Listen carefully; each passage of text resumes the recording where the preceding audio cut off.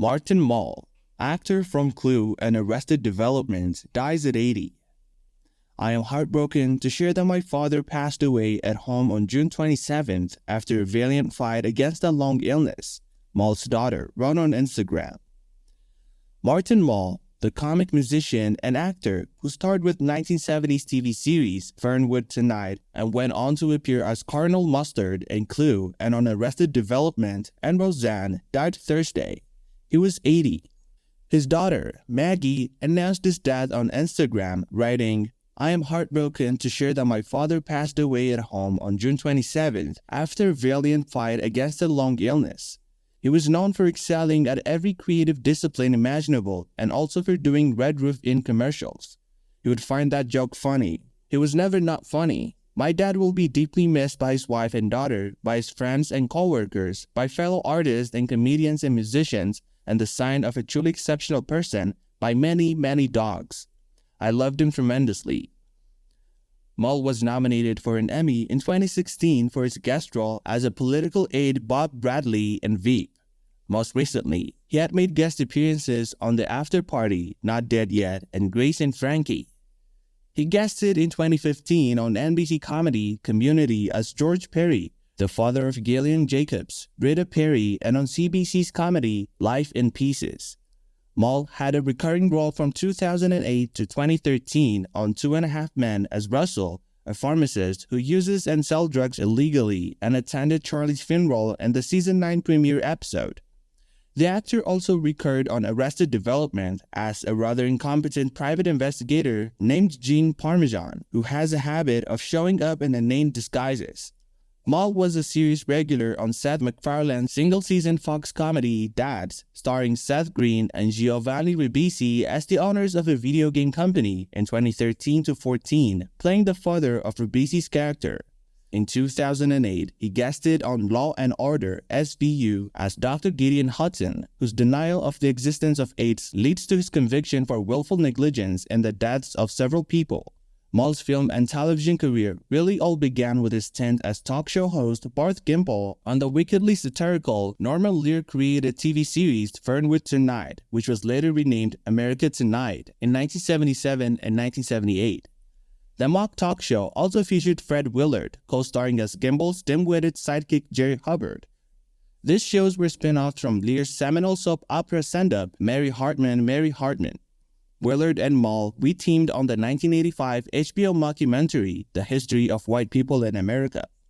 Mull played Roseanne's gay boss Leon Karp on her scene-titled ABC sitcom from 1991 to 97, and he was reunited with Willard for a 1995 episode of the show in which the two were featured in what was certainly one of television's first gay weddings. On the Ellen DeGeneres sitcom, The Ellen Show, not to be confused with the earlier Ellen, which ran for 18 episodes on CBS in 2001 to 2002, Mull was a series regular as Ed Munn.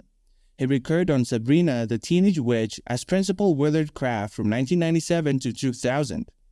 From 1998 to 2004, Mull was a regular on game show Hollywood Squares in a run of 425 episodes, many of them as the center square. Martin Eugene Mull was born in Chicago to a mother who was an actress and director and a father who was a carpenter. The family moved to North Bridgeville, Ohio when he was 2. When he was 15, they moved to New Canaan, Connecticut. He studied painting and graduated from the Rhode Island School of Design with a Bachelor of Fine Arts and a Master of Fine Arts in Painting. Mull first broke into show business not as an actor or comedian, but as a songwriter, penning Jane Morgan's 1970 country single, A Girl Named Johnny Cash, which peaked at number 61 on Billboard's country charts. He began his own recording career shortly thereafter. He composed the theme song for the 1970 series The 51st State, and he was the music producer on the 1971 film Jump. Throughout the 1970s, and especially in the decade's first half, Mull was best known as a musical comedian, performing satirical and humorous songs both live and in studio recordings. He opened for Randy Newman, Frank Zappa, and Bruce Springsteen at various live gigs in the early 70s. His self-titled debut album, released in 1972, featured noteworthy musicians including Ramblin' Jack Elliott, Levin Helm from the band, Keith Spring of NRBQ, and Libby Titus. Other albums included 1974's 1973's Martin Mull and His Fabulous Furniture and Your Living Room, 1974's Normal, Days of Wine and Neurosis, 1975, No Hits, 4 Errors, The Best of Martin Mull, 1977, Sex and Violins, 1978, and I'm Everyone I've Ever Loved. According to a profile on the AV Club website, Mull earned a hit on the Billboard Hot 100 with a single, Dwelling Tubas. His early albums were recorded for Georgia-based Capricorn Records, which was closely associated with the Allman Brothers and other Southern rockers of the era.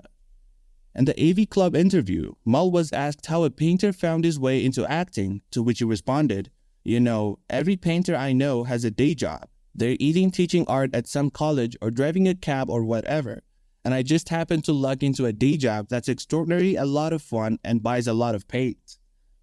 As far as the acting thing goes, I had a musical career on the road for about 17 years or so. I had bands and so forth, and it boiled down to just my wife and I playing big rooms in Vegas, and you couldn't ask for more than that. There were limousines and suits and the whole thing, but I got sick of it. So I thought I'd try my hand at writing for television, and I had an in to have an interview with Norman Lear, and I was a huge fan of Mary Hartman. I went in and talked to him for, I would say a good hour. We had a great chat, and afterward, he said, "We don't need any writers. It's been nice meeting you. I'll see you." And then 6 months later, I got a call to come in and read for a part. After the attention he received for playing Barth Gimbel on the syndicated series Fernwood Tonight, he played one of the few lead roles of his career in the 1980 feature comedy Serial, a satire of life in Marin County. Also in 1980, Mull had a supporting role in Tony Bill's My Bodyguard as the hotel manager father of Chris Makepeace's protagonist Clifford. In Mr. Mom, 1983, Michael Keaton was the stay-at-home dad, Terry Garr was the working mother, and Martin Mull is the snaky president of the advertising agency with plans for promoting Garr into his own life, in the words of Roger Ebert. In 1984, Steve Martin and Martin Mull teamed to create the sitcom Domestic Life, in which Mull starred as a Seattle TV commentator whose teenage son operates very successful businesses from his room and makes loans to his parents, but the CBS series lasted only 10 episodes. The actor was part of the ensemble in Robert Altman's satirical, little-known take on the lives of high school boys, O.C. and Stig's 1985.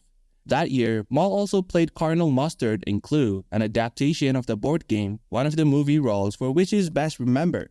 He starred in and wrote the screenplay for another little-known film that Robert Downey Sr. directed, Rented Lips, 1988. Mull tried series regular television again as the star opposite Stephanie Faracy of NBC's His and Hers, which disappeared after 13 episodes in 1990, and on The Jackie Thomas Show, 1992, starring Tom Arnold, and gone from ABC after 18 episodes.